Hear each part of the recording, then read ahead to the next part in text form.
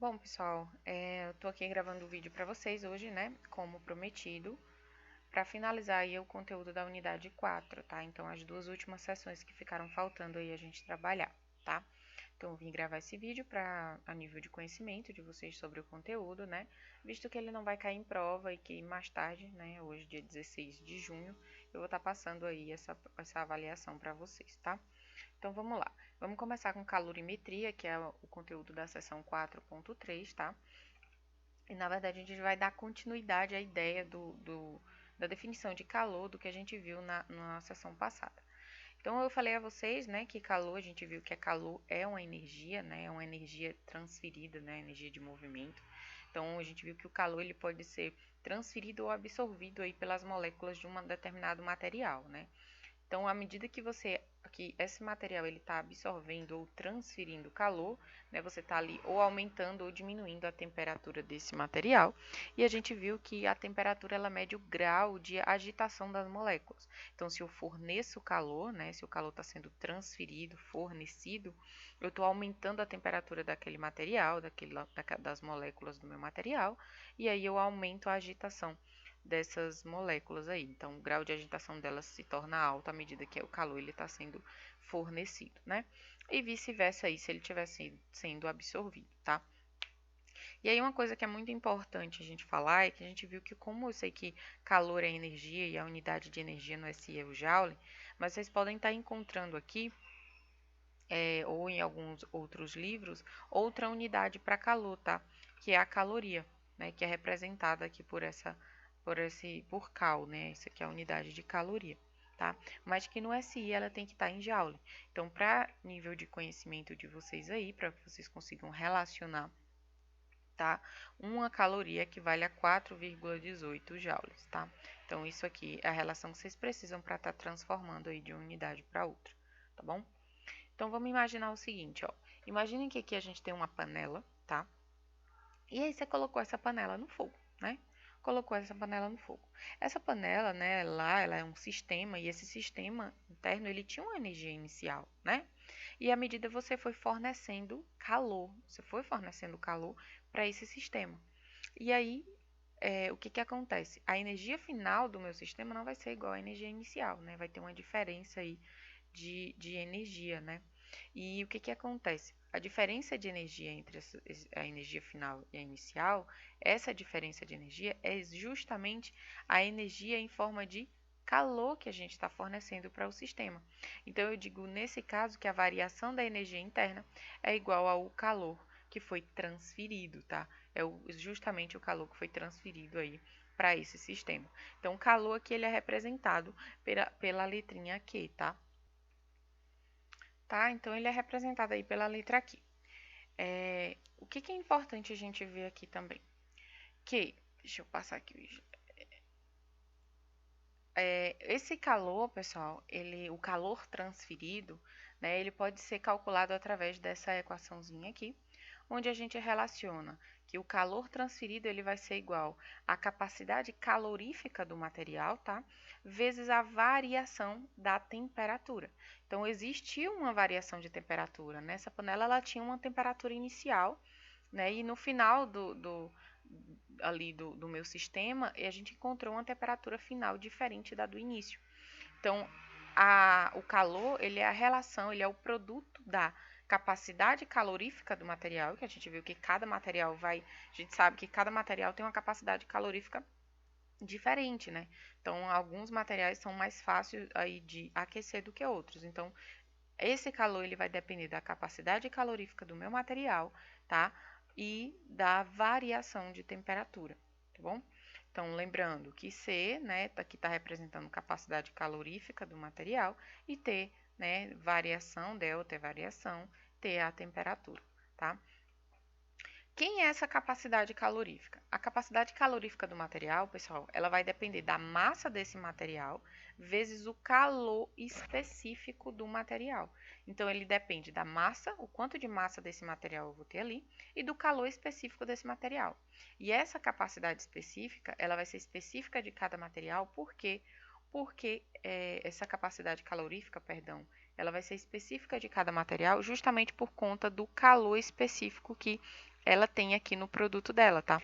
Então, cada material tem um valor tabelado de calor específico. Esse valor é tabelado, vocês não precisam saber. Então, vai variar de material para material aí, tá? Então, para mim calcular essa capacidade calorífica, lembra que é a massa do corpo vezes o calor específico desse material, tá bom? E aí, a gente pode relacionar aí essa equação, né?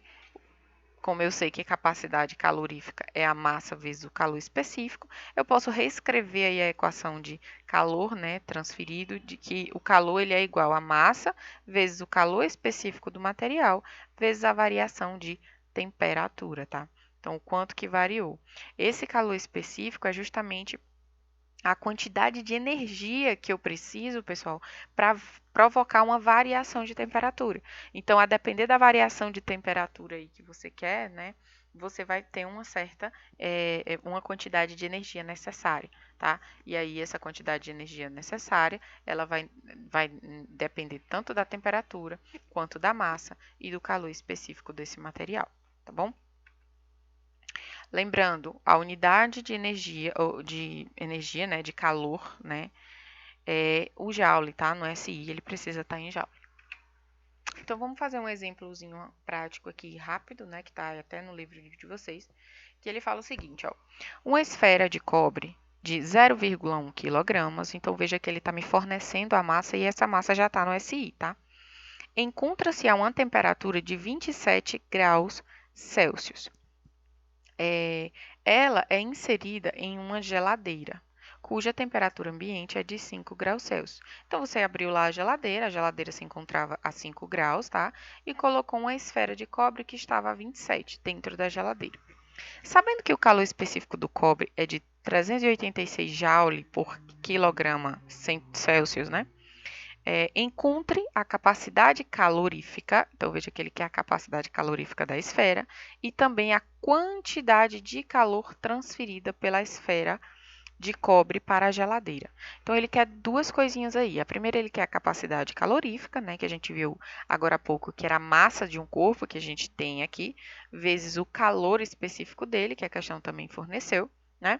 E ele quer também a quantidade de calor transferida, né? A quantidade de calor a gente viu que é exatamente a capacidade calorífica, que é o que a gente vai encontrar, vezes a variação de temperatura. Professor, essa variação de temperatura eu preciso estar transformando para Kelvin, né? Já que Kelvin é no SI. Se vocês observarem o calor específico aqui, pessoal, a unidade dele envolve aqui graus Celsius. Nesse caso, eu não preciso, né? Eu não preciso estar transformando essa unidade para Kelvin, não, tá? De temperatura. A gente trabalha ela com graus Celsius da mesma forma, tá bom? Então, vamos lá. Vamos primeiro calcular aqui a capacidade calorífica da esfera. A gente viu que capacidade calorífica é a massa, né? Vezes o calor específico. A massa a gente tem que é de 0,1. O calor específico também, que é 386, tá? Então, só é multiplicar isso aqui, eu encontro que a capacidade calorífica do cobre vai ser de 38,6 joules por grau Celsius, tá? Esse é o valor aí da capacidade calorífica. Agora que eu tenho a capacidade calorífica, eu consigo calcular aqui a quantidade de calor transferida, né? Já que essa quantidade de calor vai ser exatamente a minha capacidade calorífica vezes essa variação de temperatura aqui, tá? Então, vamos lá. Quantidade de calor transferida é capacidade calorífica vezes a variação de temperatura. Então, capacidade calorífica vezes temperatura final menos a temperatura inicial, tá? Quem é a capacidade calorífica? 38,6, que nós acabamos de calcular aqui, vezes a variação de temperatura. Quem era a temperatura final? Ora, a temperatura final, né, da esfera vai ser 5 graus, né? Menos a temperatura inicial dela, que vai ser 27. Por que afinal é 5, professora? Porque ela foi inserida dentro da geladeira. No final, a temperatura dela vai ser a mesma temperatura da geladeira, tá? Então, isso aqui a gente encontra que a quantidade de calor transferida foi de menos 849,2 joules. Por que é menos? Porque a esfera ela perdeu energia para a geladeira. Por isso que vem o sinalzinho de menos aqui, para representar que essa energia ela foi transferida, né? Foi da esfera para a geladeira, tá bom?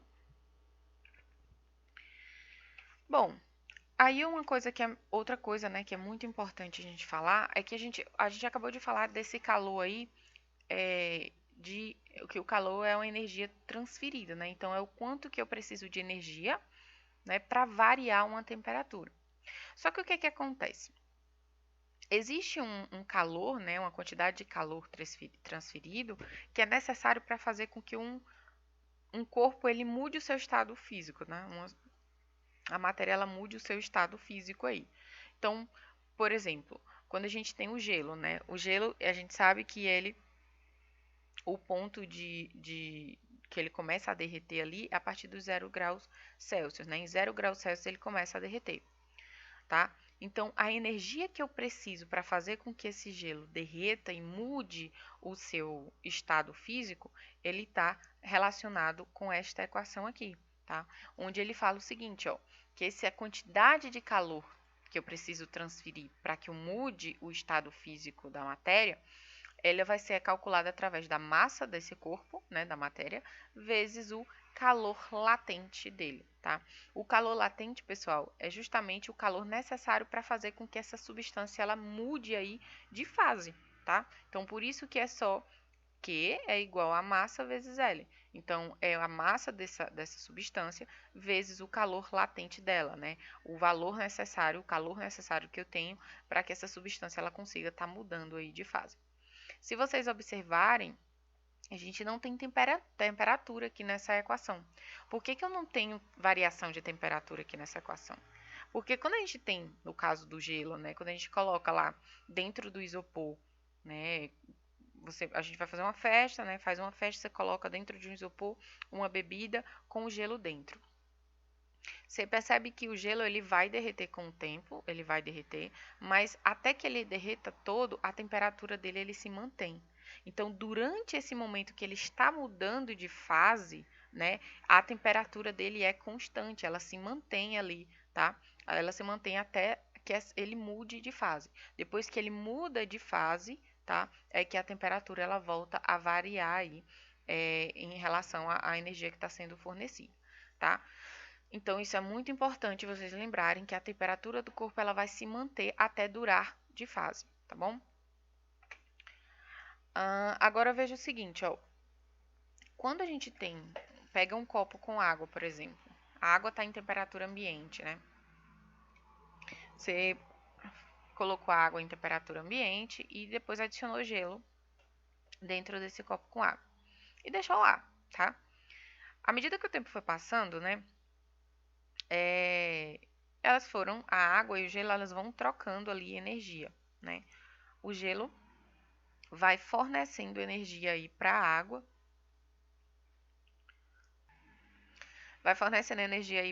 até que a água, né, até que os dois atinjam ali o equilíbrio, né, que a gente fala. Então, o que é atingir o equilíbrio? É quando os dois se encontram em uma mesma temperatura, tá? E aí, quando isso acontece, o que a gente diz, ó? Quando isso acontece, eu digo que o calor do corpo 1, ele vai ser igual ao inverso do calor transferido do corpo 2, tá? Então, quem era o corpo 2? Né? O corpo 2 aqui, no caso, eu tenho que a água, tá? Eu tinha um copo com água e eu fui lá e coloquei gelo. Então, o corpo 2 aqui, no caso, seria o meu gelo, né? Então, o calor, né, a quantidade de energia que eu tinha do gelo aqui, ela vai ser igual ao inverso, né, da energia da água. Por que que eles são inversos? Porque enquanto uma está transferindo, a outra está absorvendo. Por isso que é inverso. Por isso que elas são o inverso uma da outra aí, tá bom? Então é muito importante vocês lembrarem disso. Porque uma está transferindo o calor e a outra está absorvendo o calor, né? E aí sendo que a temperatura final delas vão ser a mesma, porque elas entram em equilíbrio, certo? Então vamos para outro exemplo aqui, ó. Suponha que 100 gramas de gelo inicialmente é uma temperatura de menos 10 graus Celsius. Então, ele me deu aqui a massa, tá? Que é de 100 gramas. Não tá no SI, tá? Então, a gente precisa transformar isso aí para quilo, né? E, inicialmente, ele tem uma temperatura de menos 10 graus Celsius. são aquecidos a uma temperatura de 5 graus Celsius. Então, eu tenho a temperatura final dele aí.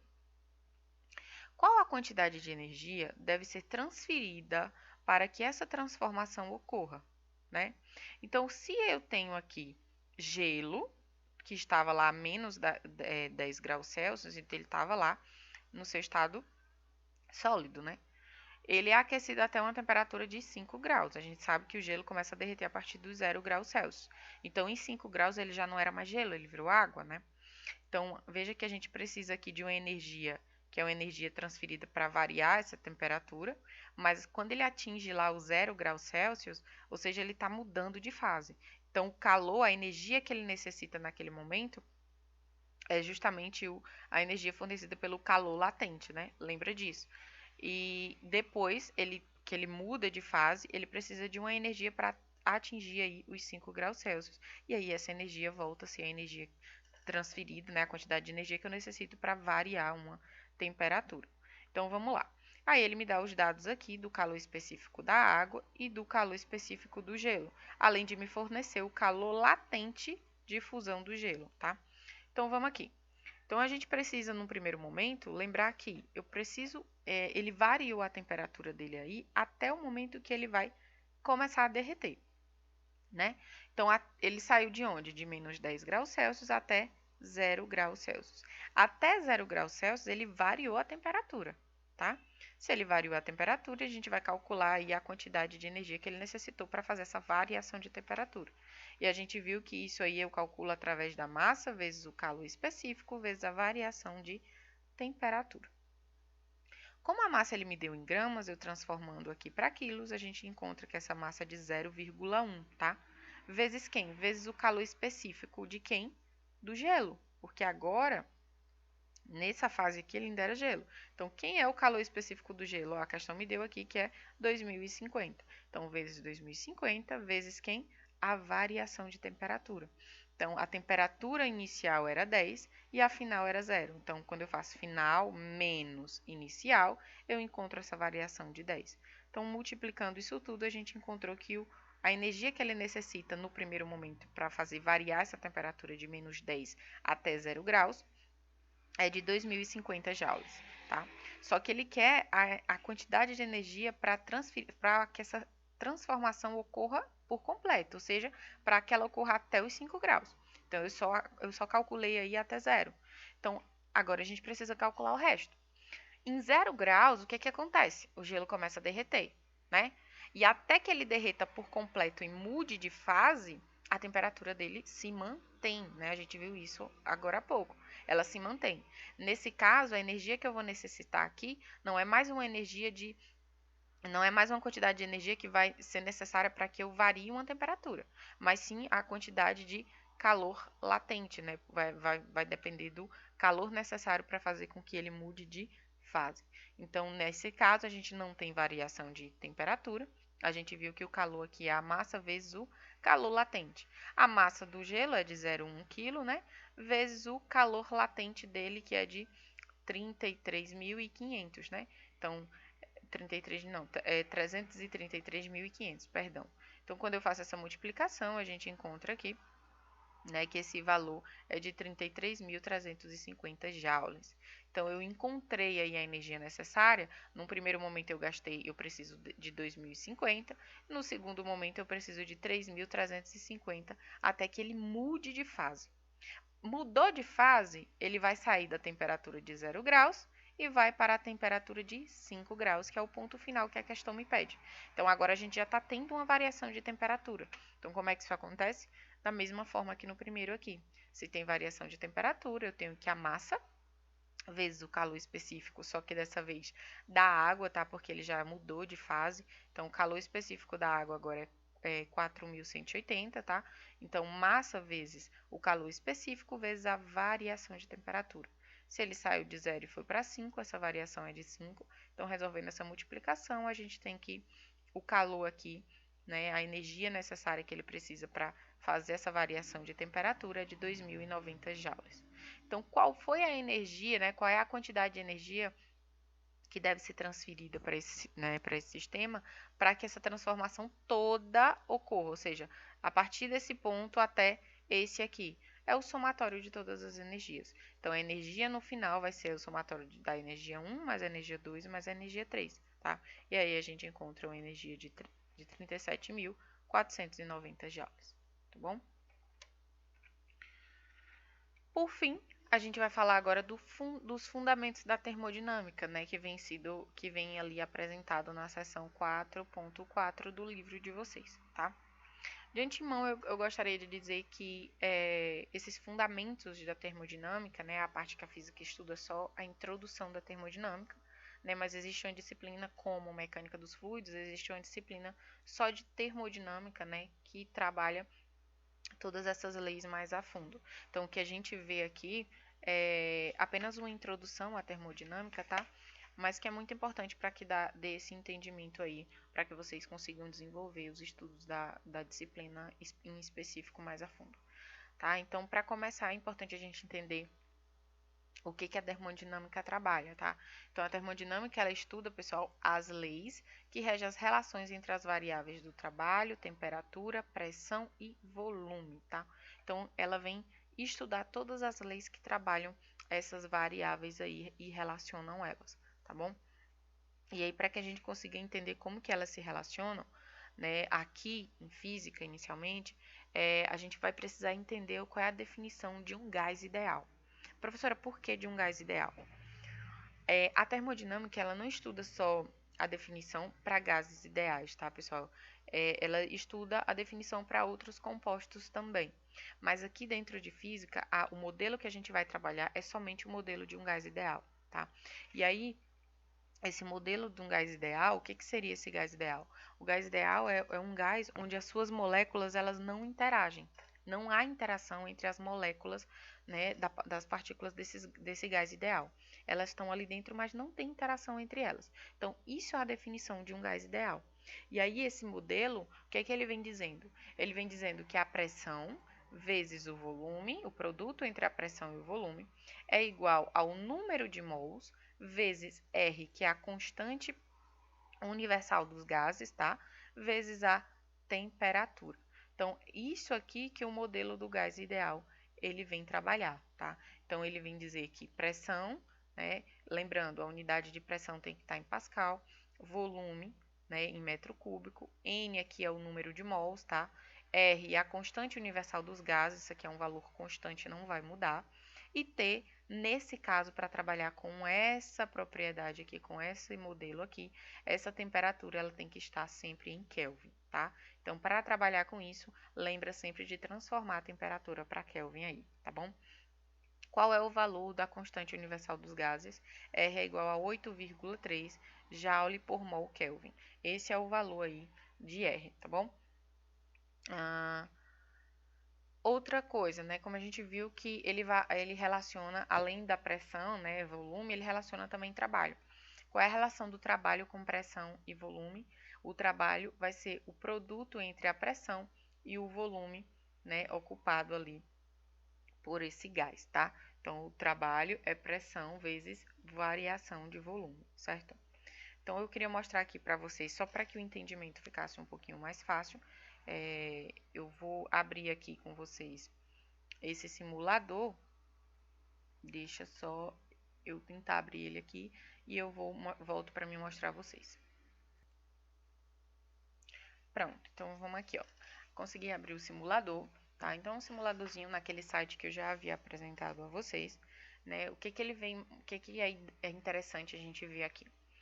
É interessante como para que vocês consigam entender qual é a relação de pressão com o volume, com a temperatura, né? E essa interação entre as moléculas aí, tá? Como é que um gás ideal, a gente viu que para ser gás ideal, as moléculas deles, elas não interagem, né? Então é como se elas não se enxergassem. Então não há interação. Então vamos soltar aqui, ó, né, 5 moléculas, né, de gás aqui dentro desse volume que a gente tem aqui inicialmente. Então vocês observem que a pressão aqui está de 0,6 atm a uma temperatura de 300 kelvins, né? Aproximadamente aí 27 graus, né? E aí, o que eu tenho aqui? Aqui eu tenho como aquecer, tá? Esse sistema, eu tenho como aquecer. E aí vocês vão entender, né? A gente viu lá que à medida que eu forneço energia para o meu sistema, eu faço com que a temperatura aumente. E a temperatura aumentando significa que a agitação das moléculas elas também aumentam. Então vamos aqui aumentar essa temperatura, ó. Eu vou aquecer, vocês vão observar aqui, ó, onde está aqui esse termômetro. Veja que ele está em 300 Kelvin. Então eu vou aumentar isso aqui, ó. Aumentei, ele está subindo, tá? Vou deixar ele subir aí e vocês vão observando o que está acontecendo com as moléculas, né? Elas começam a aumentar a velocidade delas dentro do sistema, tá? Aumentei aí e as velocidades delas aumenta também. E observem que a pressão ela vai aumentando, tá? Não é uma pressão tão relevante assim, mas ela aumenta, né? A disparidade entre o aumento da temperatura com a pressão não é tão relevante, mas a pressão ela tem um aumento, tá? E à medida que eu aumentei essa temperatura, eu consegui aumentar a minha pressão e a agitação das moléculas também. Vejam que elas estão mais agitadas. Então, é justamente isso que acontece.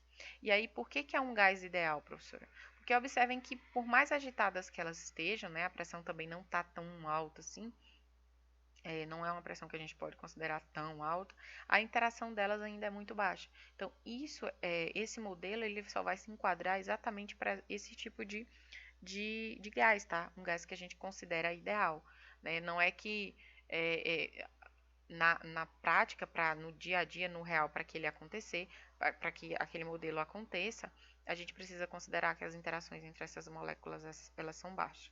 Mas isso é um modelo teórico, tá? Então, se eu aumento aqui, por exemplo, a quantidade de moléculas, né? Veja o que acontece. Olha, a agitação está enorme, a quantidade de moléculas tá, né, que eu tenho aí dentro é maior, então há uma maior interação, tá? Então, isso aí é para que vocês consigam entender quando eu aumento a temperatura, o grau de agitação das moléculas ela aumenta. E se elas começam a aumentar, observem que aqui do lado a gente tem aqui, ó, colisões na parede, né? Para eu medir o número de colisões, ele mede ali no intervalo de 10 picosegundos, tá? Então, eu vou medir, ó, aqui a essa temperatura, vou medir quantas colisões eu estou tendo aqui com essa quantidade, né?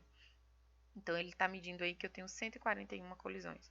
Então, se eu estou tendo essa quantidade de colisões, né, essa agitação, o que que faz? Por que a pressão aumenta? Porque elas estão agitadas aqui dentro. À medida que elas se chocam, né, a pressão vai aumentando. Então, veja que tudo se relaciona. Então, à medida que eu aumento a temperatura, eu consigo aumentar a minha pressão. Então, elas são diretamente proporcionais, tá? A professora, e com o volume? Pela equação, a gente já viu que pressão e volume são inversamente proporcionais. Mas aqui dá pra gente ver, olha, se eu diminuo o volume, veja o que acontece com a minha pressão. A pressão inicialmente, antes de eu soltar aqui, ela está em 116,3. Vou diminuir o volume, a pressão o quê? Aumentou. Então, ela saiu ali de 116, e aqui foi porque a gente teve uma falha que abriu, né? Rompeu a tampa aqui.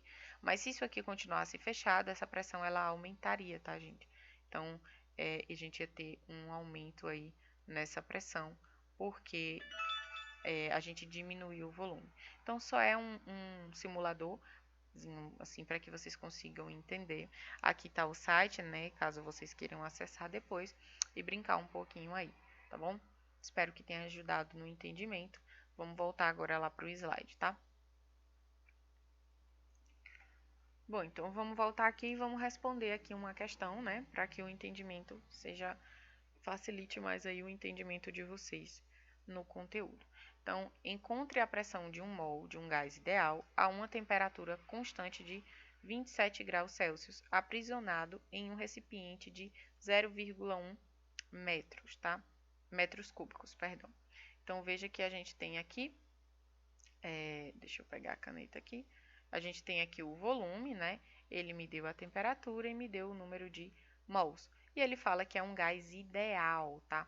Então, ele pede para eu calcular a pressão. Então, aí a gente sabe que eu posso utilizar o modelo do gás ideal, onde eu tenho que PV é igual a nRT. Então, pressão vezes volume vezes o número de mols, né? O volume a gente tem, o número de mols também. R é a constante dos gases, que é de 8,3, vezes a temperatura, que é de 27 graus. Só que essa temperatura está em graus Celsius, a gente precisa transformar aí para Kelvin, tá? Então, lembra que de transformar para Kelvin, a gente soma com 273. Então, P, a pressão aqui, vai ser, eu passo o V para o outro lado dividindo, né? Então, vai ser nRT dividido pelo volume, tá? Então, a gente encontra aí uma pressão de 24.900 Pascal. Veja que a temperatura aqui a gente usou em 300, né? Porque eu transformei para Kelvin, né? Só é somar com 273, como a gente viu na aula passada. Então, é uma aplicação bem básica, bem direta, tá, pessoal? Não tem muito dificuldade aí no entendimento desse modelo, tá? Em geral, é isso. Vamos resolver aqui uma questãozinha para que vocês entendam da aplicação do trabalho também, que é muito importante. Então, ele fala assim, um gás é aquecido de modo que sua pressão se torna 2 atm, tá? Nesse período, um pistão de raio de 0,1 metros move-se a 0,2 metros ao longo do cilindro, que contém o gás. Calcule o trabalho realizado pelo gás. A gente sabe que trabalho é que pressão vezes a variação de volume. Aqui eu tenho a pressão que a questão me forneceu, lembrando que ela está em atm, então eu preciso transformar isso aí depois em Pascal, tá? E aí eu preciso encontrar quem é esse volume aqui, né? Volume a gente sabe que é área por distância, né? O raio, eu sei que a base dele aí, o pistão é um raio, então a área dele vai ser de πr ao quadrado, né? Isso aqui é a área, vezes a distância que ele percorreu, que é de 0,2 metros. Então o raio eu tenho que é 0,1, então eu encontro aí esse volume de 6,28 vezes 10 a menos 3 metros cúbicos, tá? Então π vezes o raio ao quadrado, vezes a distância, a gente encontrou aí o volume. Agora é só substituir aqui na equação de trabalho, só que a gente precisa transformar essa pressão aqui para Pascal. Lembrando que 1 atm equivale a 10 a 5, então 2 atm equivale a 10 vezes 10 a 2 vezes 10 a 5 Pascal. Tá? Então, o meu trabalho aí vai ser a pressão, que é de 2 vezes 10 a 5, vezes a variação do volume, que a gente calculou aqui, que é de 6,28 vezes 10 a menos 3. Aí eu encontro um trabalho de 1.256 joules, tá? Então, não é complicado, de fato é aplicação direta, tá? Espero que vocês tenham entendido. Qualquer dúvida vocês já sabem meu número, eu estou aqui à disposição, tá? Então, muito obrigada.